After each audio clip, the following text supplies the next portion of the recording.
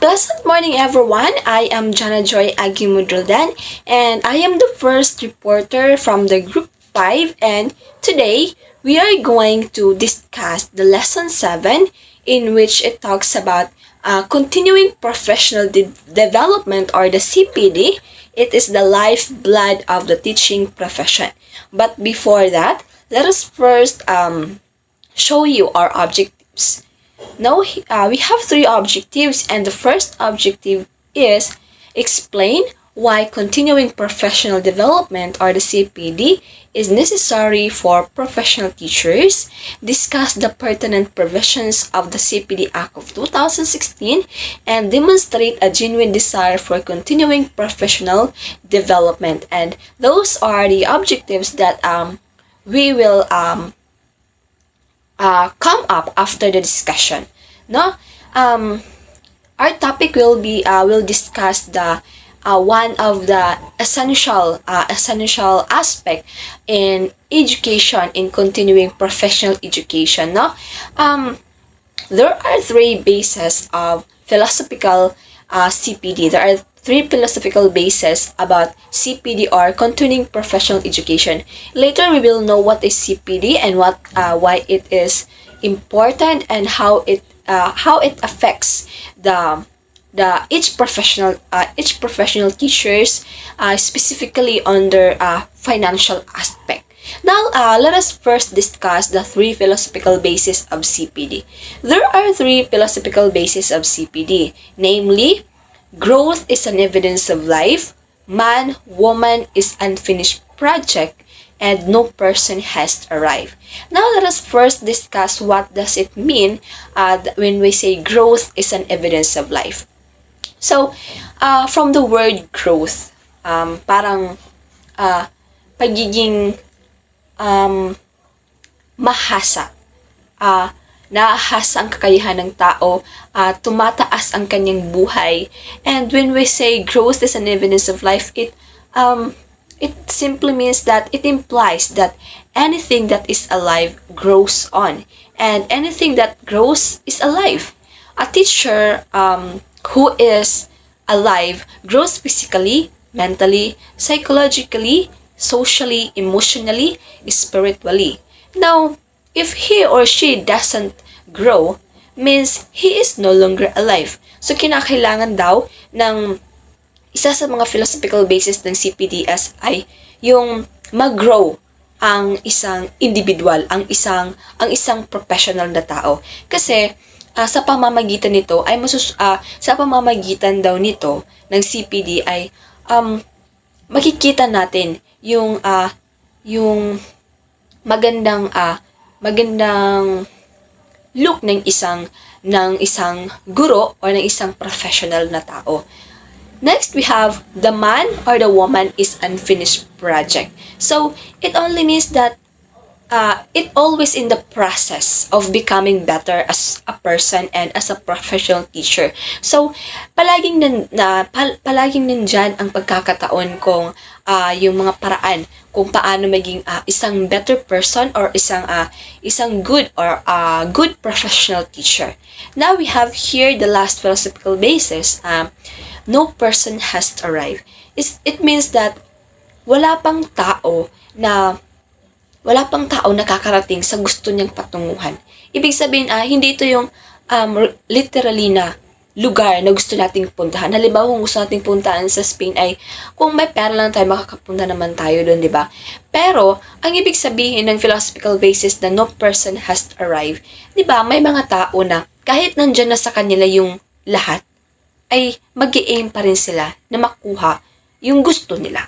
Kasi walang satisfaction. Kasi tayong mga tao, minsan walang satisfaction na nangyayari sa ating buhay. No person, no professional can claim that he or she has already arrived at a state of perfection. Kasi kahit anong sabihin natin, walang perpekto na tao. Kahit naman yung mga tao na may mga naroon na sa kanila lahat, whether it's a money, a jewelry, or everything they want, parang naroon na. Kasi palaging may kulang talaga. Palaging may kulang, palaging may bakit, ano, sino. Now, neither perfecto who is perfect by name is not perfect. Kahit yung pangalan mo ay perfecto, hindi pa rin yung nangangahulugan na isa kang perfect na tao. Every professional is expect to continue developing. So, ibig sabihin na kahit guro ka na, kinakailangan mo pa rin mag-grow. Kinakailangan mo pa rin mag-grow not as a teacher, but also an individual who will serve as a role model to every people. Hindi ka kailangan mag-grow as to have to be physically fit, but also to be more educated. To be more physically, emotionally, socially, psychologically effective, and you are growing. Not because for the sake of yourself, but also for the sake of other people. Especially when you are a teacher, you should consider, because a teacher is always a student, right? So kapag teacher ka, hindi ibig sabihin na you know everything, no? Sabi ko nga kanina, walang perfect na tao. Lahat nagkakamali, lahat gustong mag-grow, lahat gustong makuha kung ano yung gusto nilang makuha. That's why there is a CPD. There is a continuing professional development for every profession. Now, let us proceed to the historical and legal basis of continuing professional development in the Philippines. Now, in the bid to become a teacher, teachers must undergo continuing professional development. In fact, all professional teachers owe it to themselves and to the client they serve to go through CPD. Ibig sabihin, it is a mandatory for all professional teachers na mag-take ng CPD or i-take ang CPD for them to grow and for them to foster and be more educated. The professional license for teaching obtained after passing the licensure examination for teachers simply tells that professional teachers possesses the minimum competencies expected of professional teachers. Every professional teacher is expected to continue developing after obtaining his or her professional license. Ibig sabihin na for example, nakapagtapos na tayo ng ating kurso as an educator, nakukuha na tayo ng 4 years, mayroon na tayong degree, and then nag-take tayo ng licensure examination and licensure professional examination, na kung saan kapag nakapasa tayo ay hindi rito nagtatapos ang mga requirements as a teacher. Dito pa lang nagsisimula. Sinasabi na ang pagpasa sa licensure professional examination ay isa lamang minimum, or isa itong step upang makakuha tayo, upang mag-proceed tayo o mag-grow sa ibang level. So ibig sabihin na kahit pumasa tayo ng licensure professional examination, syempre isa na tayong professional. Then we can call as a professional, but not an individual who truly grows. Kasi it is expected and it is mandatory for all professional teachers to continue with developing their learning. This is one big demand for professional teacher. The Code of Professional Conduct for Public School Teachers, cited in Section 7 RA 4670, states that responsibility is something expected of professional teachers. The work of teaching, the development and guidance of the young is a tremendous responsibility for which he is accountable to God, to his country, and to posterity. It is a trust which every teacher should strive to be worthy. Ibig sabihin na kahit pumasa ka ng licensure professional examination ay sapat na lamang ito. Kasi may mga mandatory na mga training, may mga mandatory na mga level na kinakailangan mo talagang lampasan or kinakailangan mong gawin at pag-aralan upang maging isang ganap na guro o maging professional. Okay, now let us discuss the historical and legal basis of continuing professional development in the Philippines. Okay, it is cited that even before the enactment of this CPD of 2016, CPD was already allotted to in the Philippines 1987 Philippine Constitution. Ibig sabihin na kahit bago pa man i-implementa ang CPD ay naging bahagi na ito ng 1987 Philippine Constitution. It states there that 1987 Constitution, no less than Fundamental Law of the Land, Section 5, Paragraph 4, states that the state shall enhance the right of teachers to professional advancement. Ibig sabihin, ang mga guro ay kinakailang i-enhance ang kanilang karapatan na mag-advance. Ay hindi dapat sila nakapokus lamang sa kung ano yung present, kundi ay kinakailangan maging advanced ang kanilang kaalaman upang maturuan ng mga estudyante ng mas malawak at upang hindi sila maging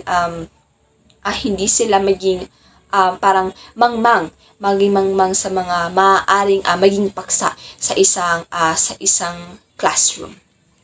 Now, there are laws that are cited in continuing professional development. So may mga batas na kinakailangang sundin under the CPD or the Continuing Professional Development.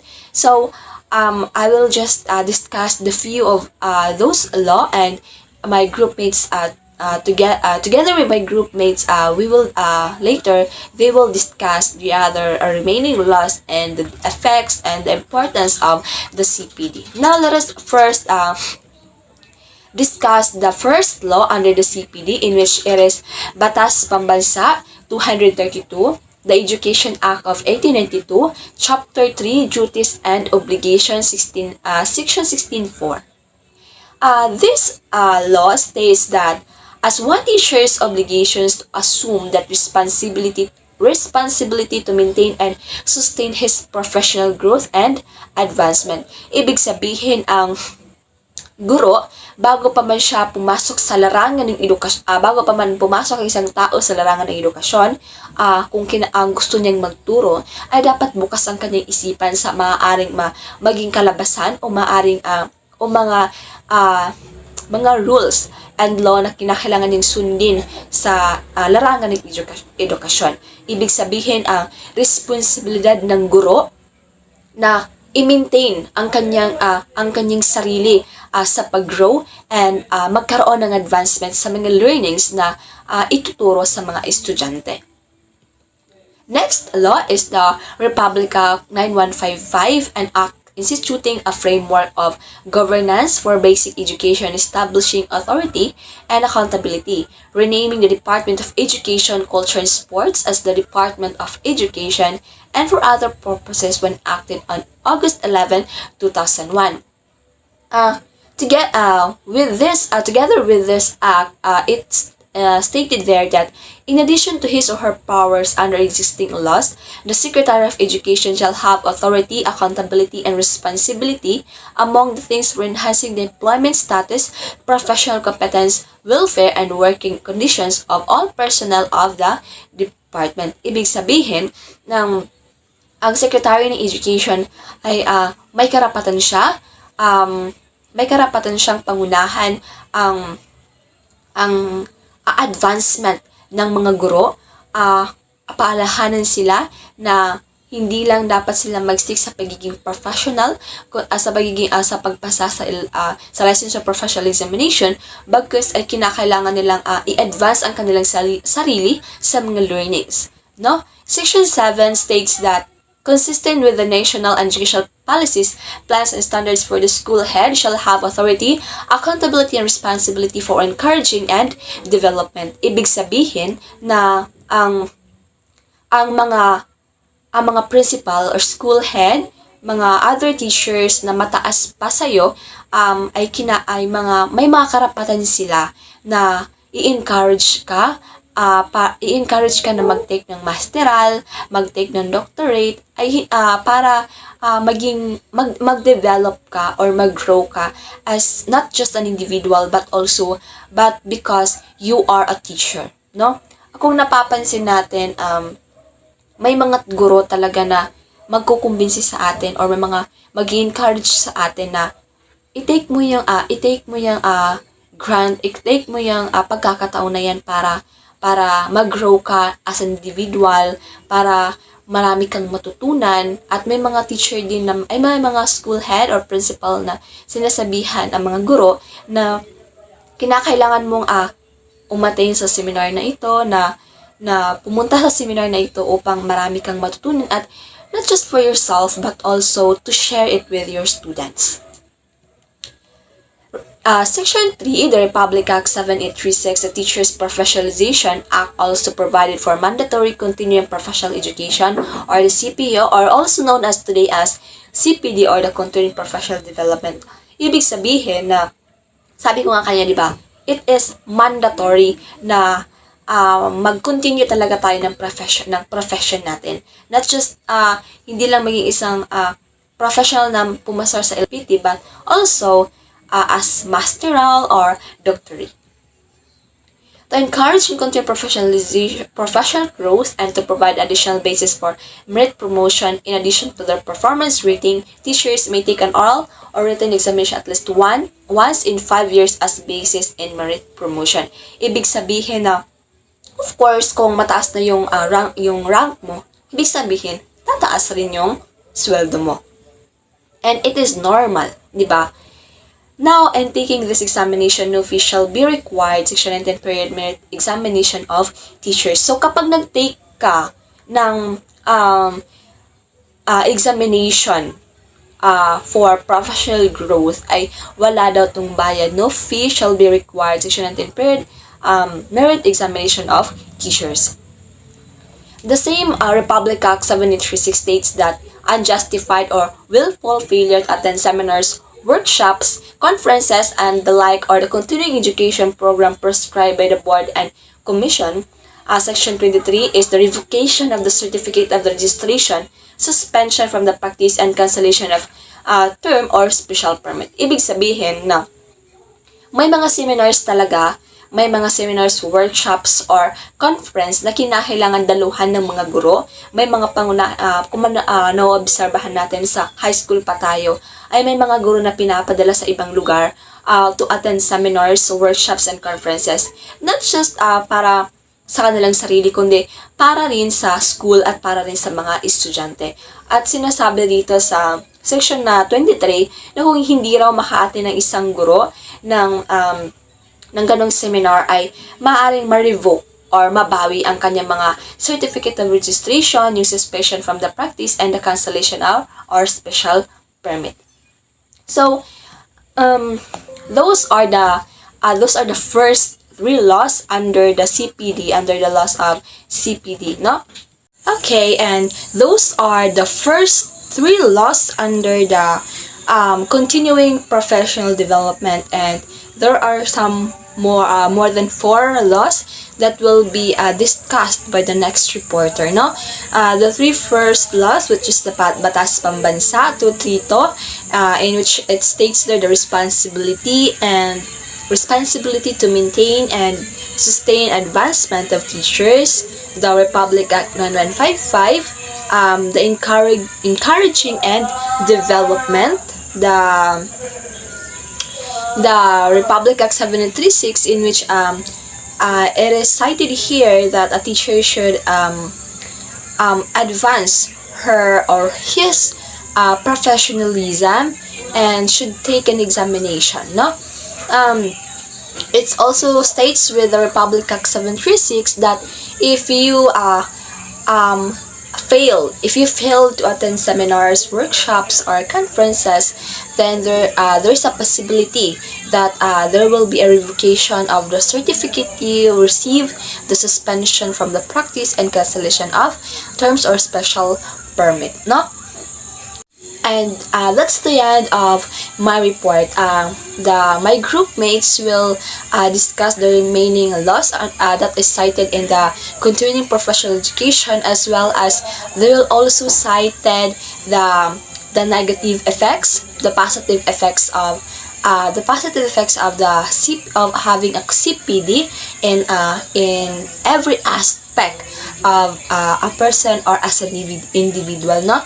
Later, to give you some insights about the CPD, no, from isa talaga sa issue ng bansa noon hanggang ngayon ay continuing professional education, no. Although ang continuing professional education is a mandatory, pero palagi pa rin itong sinusulong, lalong-lalo na ni isa sa sikat na senator noon na si Senator Trillanes, no. Sinasabi niya na parang kinakailangan ng tao, kinakailangan ng isang professional na mag-undergo ng CPD, kasi CPD for para daw maging advance or maging mag-grow ang isang individual. Ngunit sa sinasabi ni Senator Gordon, no, na nag-file siya ng revocation, or para bang sinasabi niya na hindi na kailangan ng CPD, kasi may mga pagkakataon kasi na kahit nakapasa ka ng LPT, nagkaroon ka ng master degree, ng doctorate, pero kinakailangan mo pa rin undergo ng CPD, in which yung mga ibang finances, no, ay kinakailangan ikaw mismo ang gumastos, and kasi hindi raw yun for the sake of not just for the sake of school, but also for the sake of yourself, for you to grow and to have more learnings about anything, no. And my reports ends here, and that's the end of my topic. And for the remaining topic, for the remaining laws, the numerous silent provision, the different CPD from Finland, from Singapore, from Canada, from America will be discussed by the next reporter. And that's the end of my report. Thank you for listening and watching. Good morning, everyone. I am the second reporter for this group, and the topic that I am going to discuss is the historical and legal basis of continuing professional development in the Philippines. So, even before the enactment of the CPD Act of 2016, CPD was already alluded to 1987 Philippine Constitution. No less than the Fundamental Law of the Land, Section 5, Paragraph 4 states that the state shall enhance the right of teachers to professional advancement. So other laws also cited continuing professional development, such as Batas Pambansa 232, the Education Act of 1982, Chapter 3, Duties and Obligations, Section 16. State as one of teachers' obligation to assume the responsibility to maintain and sustain his professional growth and advancement. For the second one, we have the Republic Act 9155, an act instituting a framework of governance for basic education, establishing authority and accountability, renaming the Department of Education, Culture and Sports as the Department of Education, and for other purposes was enacted on August 11, 2001. In the enumeration of duties and functions of the Secretary of Education, Section 7. So, in addition to his or her powers under existing laws, the Secretary of Education shall have authority, accountability, and responsibility, among other things. So, here are the examples. 1. He or she should enhance the employment status, professional competence, welfare, and working condition of all personnel of the department, as per Section 7 states. So for the third one, we have Republic Act 7A36, the Teachers Professionalization Act. It also provides mandatory continuing professional education, or the CPE, now referred to as continuing professional, to encourage continuing professional growth and development and to provide additional basis for merit promotion. In addition to their performance rating, teachers may take an oral or written examination at least once in 5 years as basis for merit promotion. So in taking this examination, no fee shall be requested. It is stated in the section 19. So it says that periodic merit examination of teachers.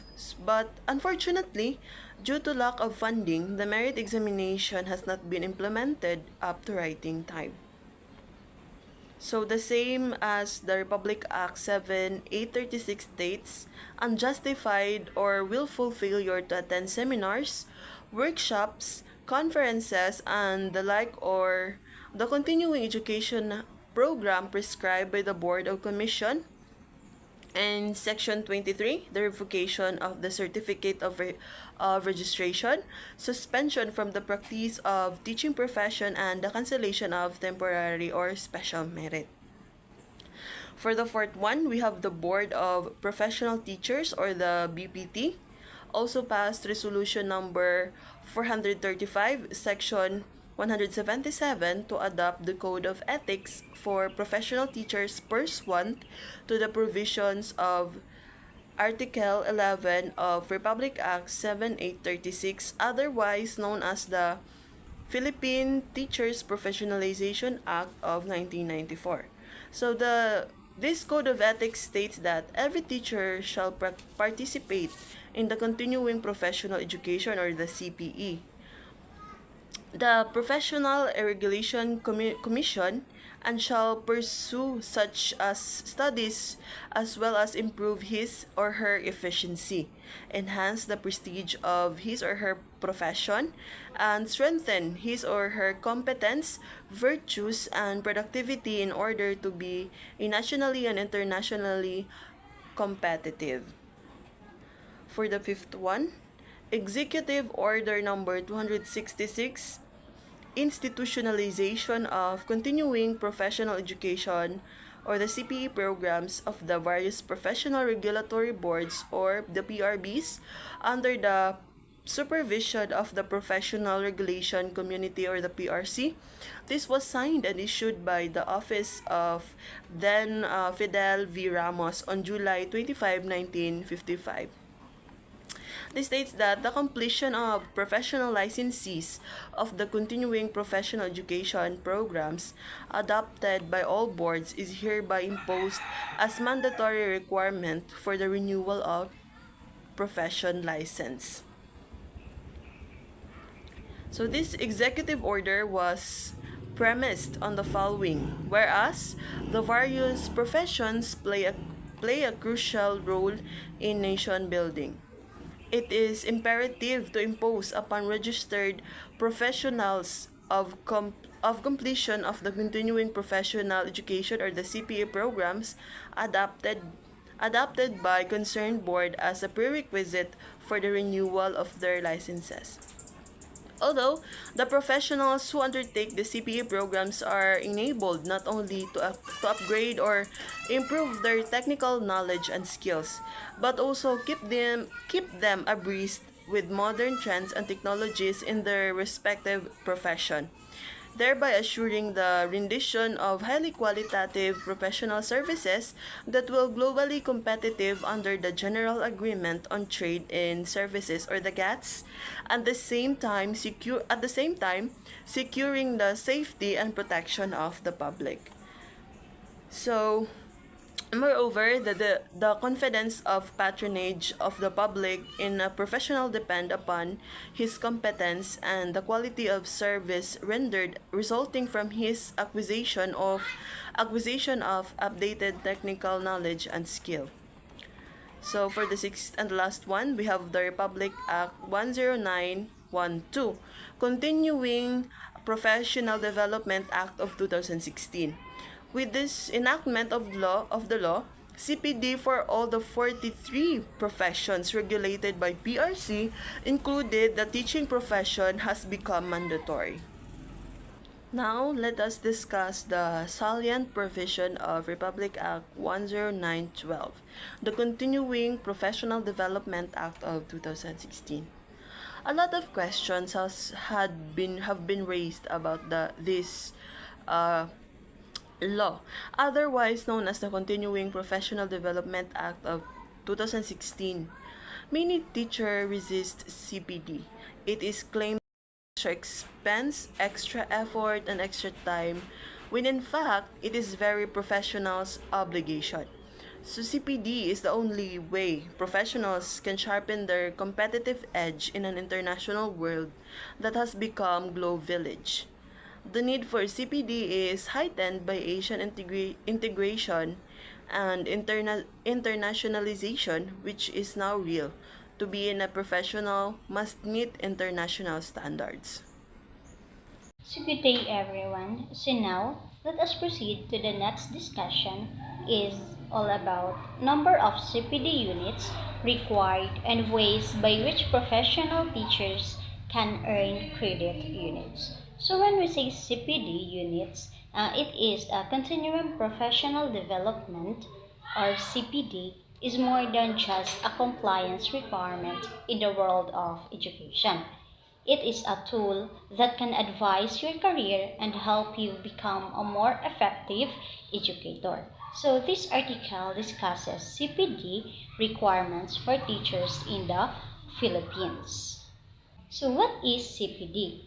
CPD, it is the continuing professional development to sustain the educational journey for registered and licensed professionals across the Philippines.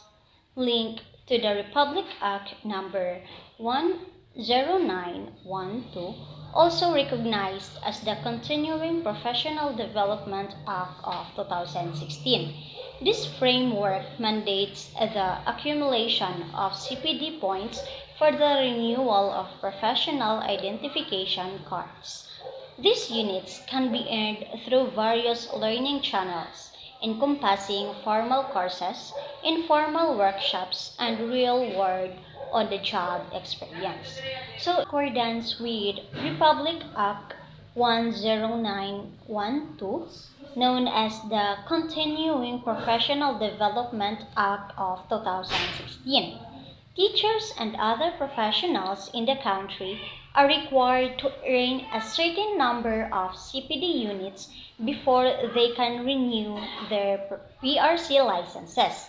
This requirement is to ensure that professionals continuously develop their capabilities, upgrade their skills, and stay updated on the latest trends in their respective fields.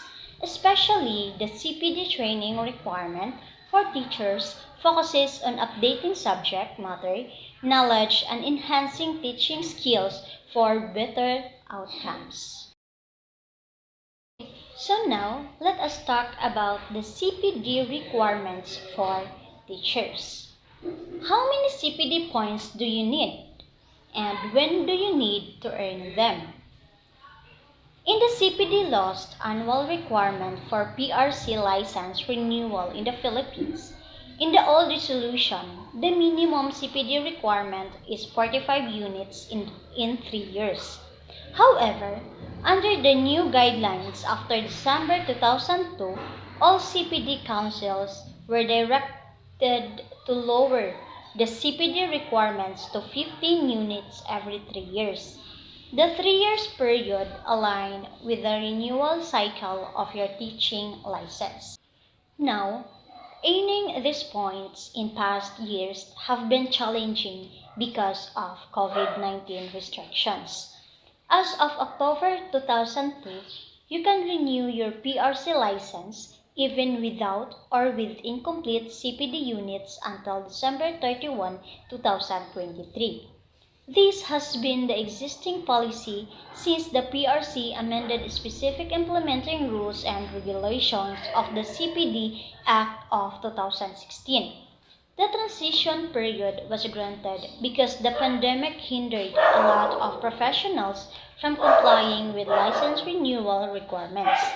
It is important to remember that this extension provides temporarily relief only and does not eliminate the necessity of CPD points.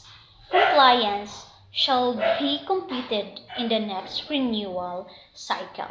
So, like for example, you lack 10 points for your renewal before December 2023. You will be allowed to renew despite being short 5 points. In your next renewal in 2026, you need to add those missing 5 points to the usual 15 points you need to accumulate in the 3-year period.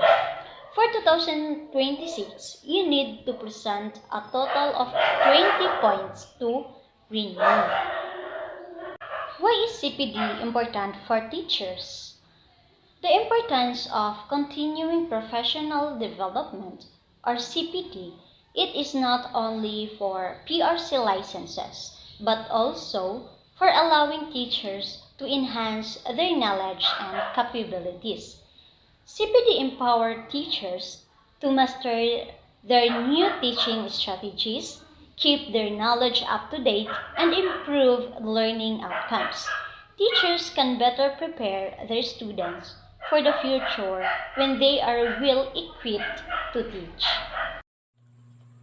Good morning, everyone. So today I'm going to discuss to you the CPD plan and the CPD template. So I am Ivan Mendoza, your reporter for today's video. So first, we're going to tackle about CPD plan. So what is CPD plan? CPD plan, or a continuing professional development, is a plan that is crucial for individuals in a various fields as it helps them stay current with industry trends, acquire new skills, and enhance existing ones. So it is a plan that na kailangan nating makamit o kailangan nating gawin sa pagpapatuloy natin sa ating career or sa ating professional skills or development. So as a professional, so we need to acquire new knowledge or adapt what is in the environment, or it is acquired in the environment. So like for example, the old curriculum and the new curriculum. So may pag-adjust na naganap. So kailangan nating plano kung paano natin 'yon i-adapt. So next, a comprehensive plan should contain several key elements. So ito yung mga elements na kinakailangan natin sa pagkandak natin ng plano sa ating pagpapatuloy or sa continuing professional development. So first is learning goals or objectives. So we need to clearly define the objectives to provide the sense of direction. So informing you about the skills, knowledge, and competencies you wish to develop or to improve. So kailangan nating mag-set ng goals natin. Kailangan nating magtala kung ano yung dapat nating makamit or kailangan nating i-develop. So second is the current skills and knowledge. So an honest assessment of your current abilities helps identify gaps, providing a basis for your CPD activities. So kailangan nating malaman yung mga strength and weaknesses natin as we work. Like saan tayo nagkulang o ano pa yung mga kailangan nating gawin para ma-improve ang ating mga skills. Yung honest. Dapat hindi natin gawing bias na ito kaya ko na to kahit hindi naman natin kaya, hindi ba? Kailangan nating maging honest sa ating sarili na kaya ba natin ito o kailangan ba natin itong i-improve. So next is the learning activities. So this section should detail the activities you will undertake to achieve your objectives. So dito maglalagay tayo ng mga aktibidades na kailangan nating gawin para makamit yung mga objectives na ating nilagay. Tapos kailangan natin ng self-assessment kung ito ba talaga ay nakamit o ito ba ay hindi. So kung hindi nakamit, kailangan magbago tayo ng activity para ma-meet yung ating learning goals or objectives. So next is the timeline. Specify the timeline for accomplishing your objectives. This can range short-term goals or monthly, quarterly, long-term ones, and annually. So itong timeline is ito yung mga time bound, like mag-set tayo ng timeline o mag-set tayo ng goal na time natin na tapusin yung activity natin. So kailangan nating gawin ito upang malaman natin kung kaya ba natin sa nilagay nating time yung objectives, kung nakamit na ba natin yung mga objectives gamit yung mga activity na ginawa natin. Ngayon, kung yung time na ating nilagay ay hindi sumakto o kinulang man at hindi pa natin natapos yung mga learning objectives, kailangan nating magbago ng plano dahil kapag yun ay hindi naging sapat yung oras na ating nilagay sa ating plano, ay hindi yun magiging epektibo as we improve our skills or as we continue our professional development. Next is the evaluation. How will you measure your progress?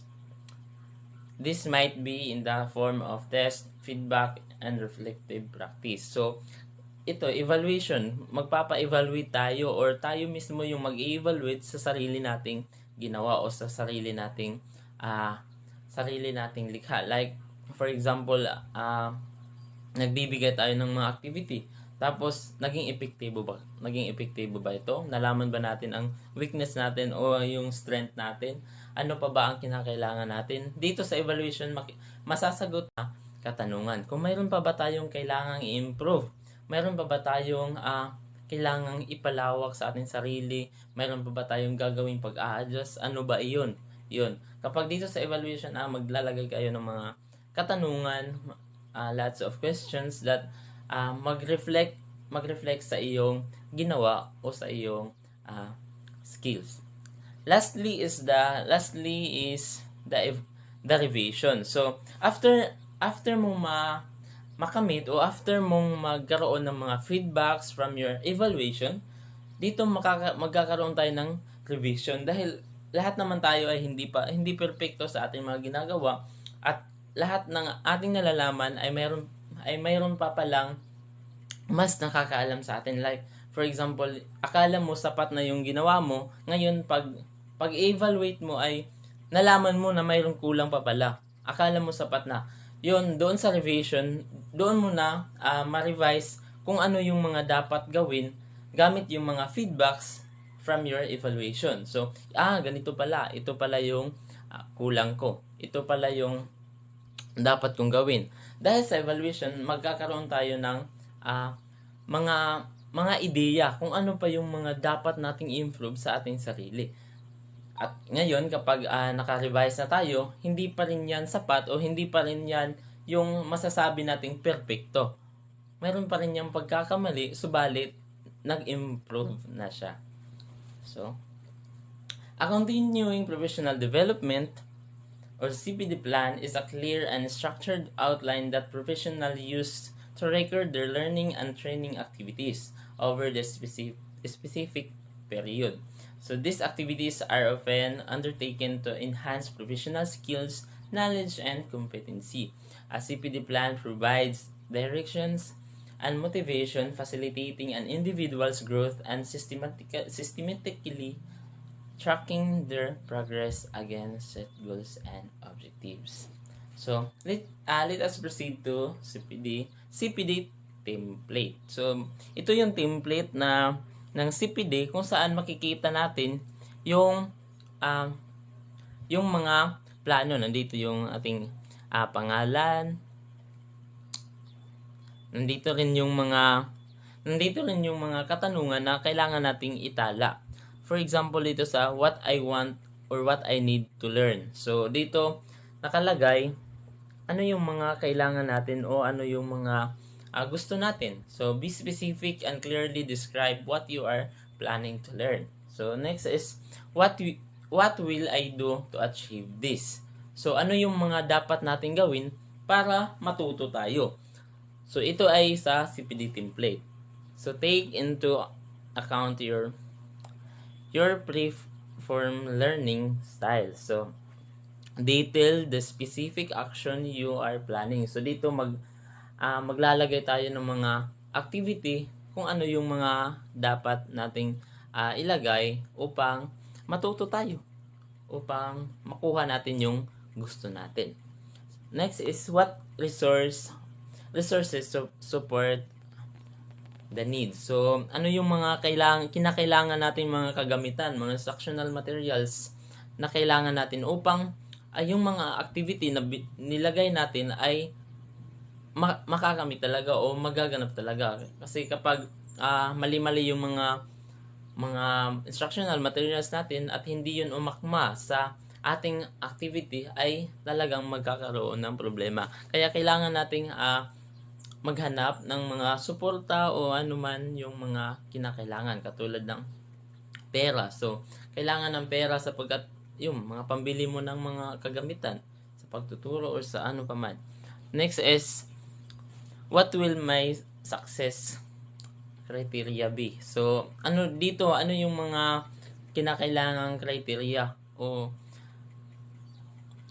para ma-measure yung mga activity na ginawa natin. So, next is the target date for review and completion. Dito na yun pumapasok yung timeline, yung target natin na panahon upang matapos yung ating ginawang activity. At kung nakamit na ba yung mga layunin o objectives na ating nilagay sa ating pagkatuto. So, that's all for today's video. I hope you learn some knowledge from me, and thank you for listening, and goodbye. Again, this is Ivan Mendoza from Field 3A and the member of Group 5. Thank you very much. Good day everyone. By the way, I'm Michelle Tilimindog, Bachelor of Secondary, major in Filipino 3A. Now I will going to discuss about the joining professional learning community or communities of practice. The Department of Education institutionalized the School Learning Action Cells or SLACs as a mechanism for CPD. So CPD is made of possible and alive through professional learning communities or PLCS. These PLCS are powerful collaboration in which teachers work together to analyze and improve their classroom practice in a systematic process. According to an interview with the beginning teachers and administrators on conditions that help them improve their own practice, the answer boiled down to this: working in a school with integrated professional culture. So, kung mas lalo tayong mag-aaral, mas lalong madadagdagan ang mga learning na ating makakalap. So, ngayon dumako naman tayo sa learning from the CPD practice in Singapore. So, according to Mac and Tan 2013 and Heron and Mac 2011, Singapore is the first country in the world to adopt the PLC framework nationwide.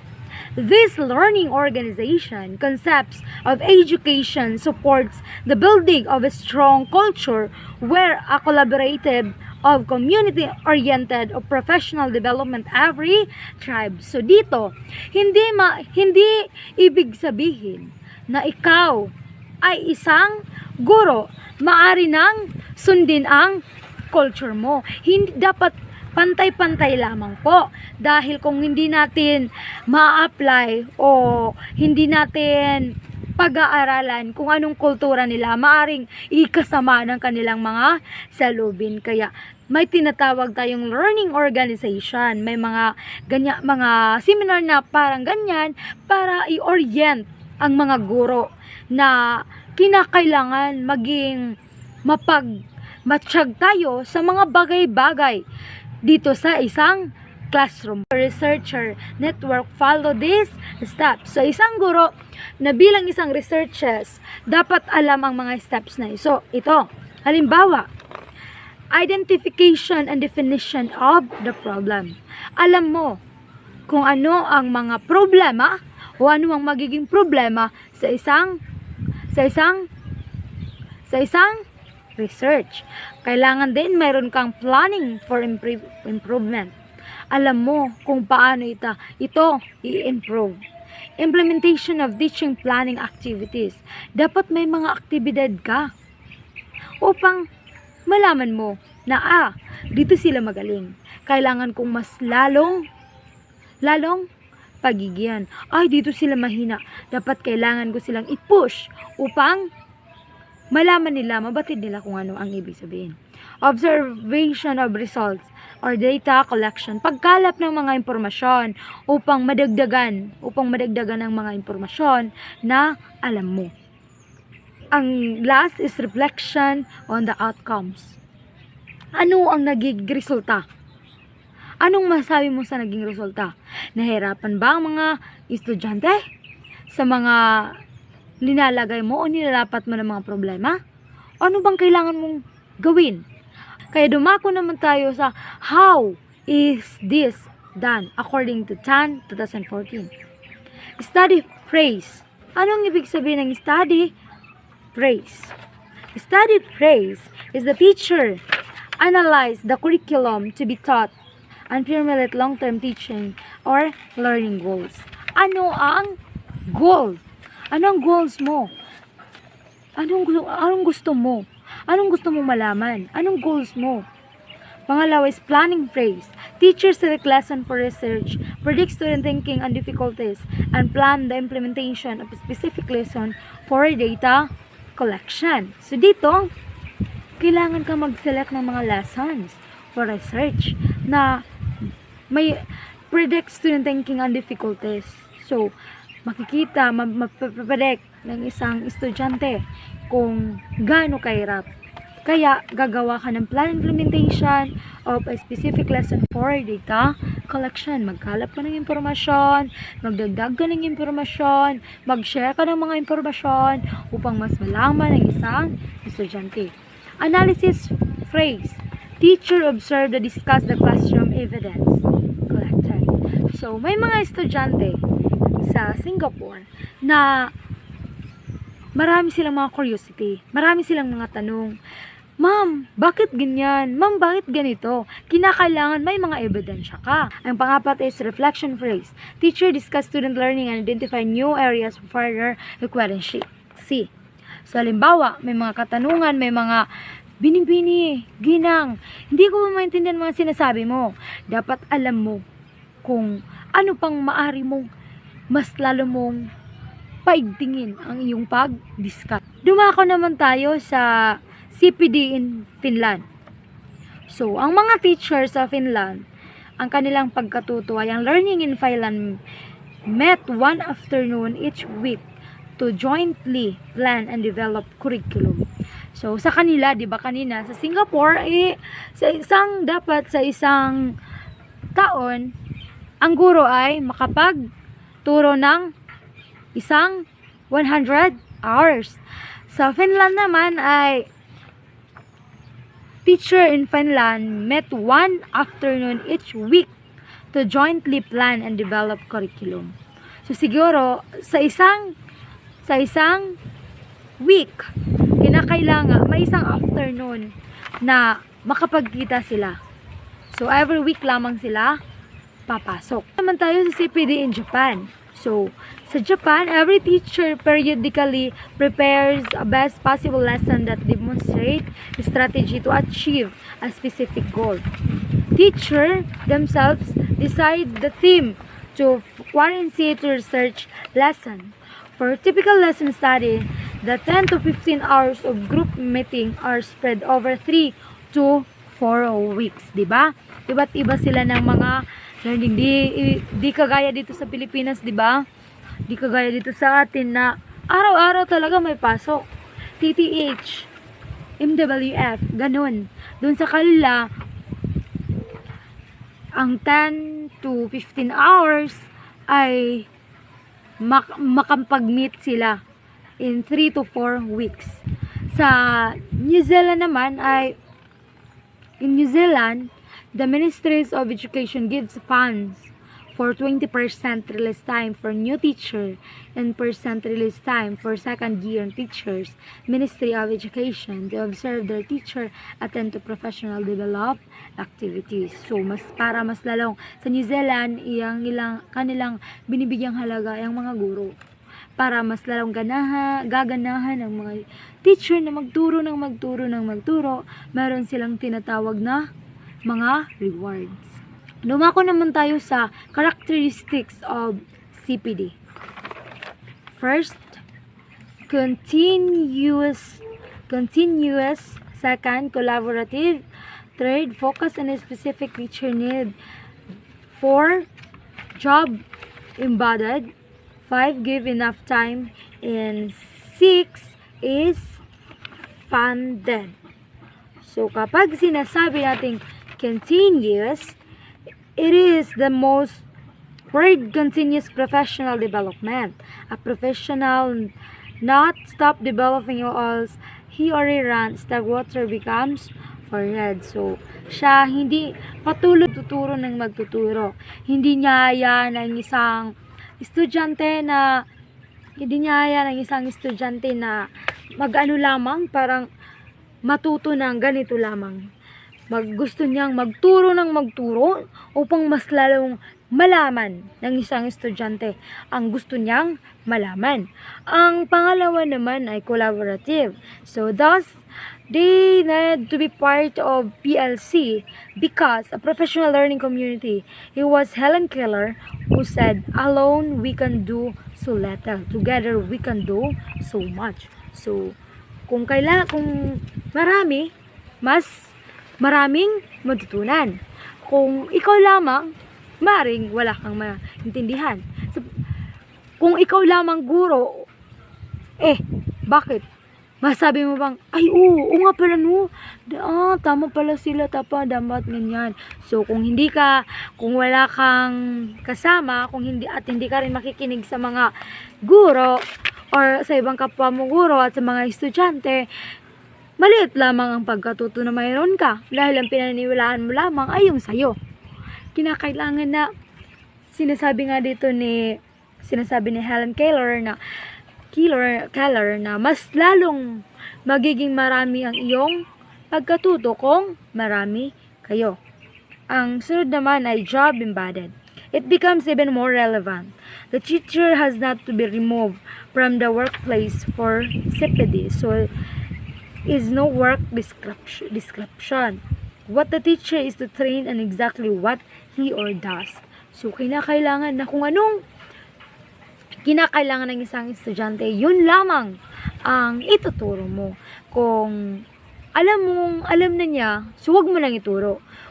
Para hindi lamang niya maisip na, si ma'am parang pare-parehas lang kami ng learning. Kaya ayaw ko nang matuto. Kaya kinakailangan yung ituro mo, tingnan mo yung bata. Assessment, kung anong kaya niya, huwag mo na. Yung hindi niya kaya, yun na ang pagtuunan mo ng pansin. Para upang sa ganun na mas lalo para siyang matitrain. Ang sunod naman ay pang-5, quality CPD demands adequate time. So time, oras. What is 10 to 20 hours removed from contact time with the learners? Quality time is spent for CPD rebounds to improve teaching for benefits of learning. So kailangan na maglaan ka ng oras sa mga impormasyon na gusto mong malaman.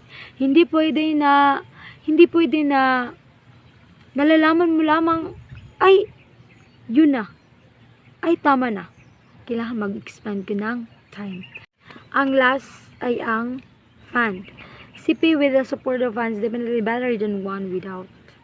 So, kailangan may mga fund sa mga estudyante na mas lalo silang mag-aaral, para dagdagan mo rin ng mga pa-rewards, bilang isang guro. At sa kabuuan, napaka-importante na pag-aralan natin ang mga ganito. Parang sumali tayo ng mga ganitong seminar upang mas lalo tayong magkaroon ng dagdag kaalaman. So, yun lamang po. Sa muli, ako si Michelle Limindaw. Maraming salamat sa inyong pakikinig.